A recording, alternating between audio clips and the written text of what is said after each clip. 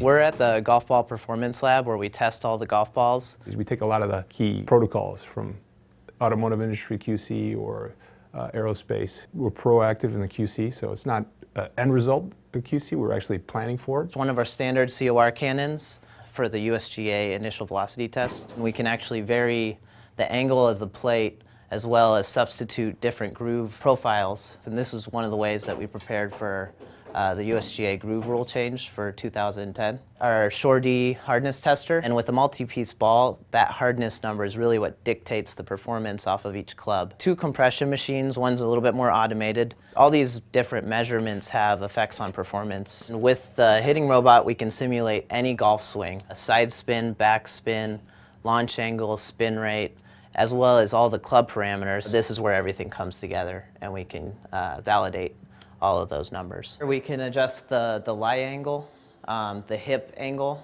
like this, the face angle here, and with those 3 parameters as well as the height of the robot, we can simulate almost any club. We really focus on ball velocity, launch angle, and backspin. And that's really what is going to categorize your different balls. We'll have 10 iterations for one product where we bring it back and then make a little tweak to the cover, or maybe a slightly different coating. So you can see how many different iterations of samples we went through for the crush ball. We've got probably the size of this lab of shelves of just old golf balls. So this is just in the last year basically, and we'll bring them up after that and archive them. The machine behind me back here is our indoor test range, and basically what it allows us to do is take any golf ball, shoot it down the range at a different speed or a different spin, basically looking at everything from like a 60-mile-an-hour like women's driver shot up to like a Tiger Woods condition, 180, 190 mile-an-hour ball speed. So we know the time that the ball crosses each one of the light gates all the way down the range. We know the distance between the light gates.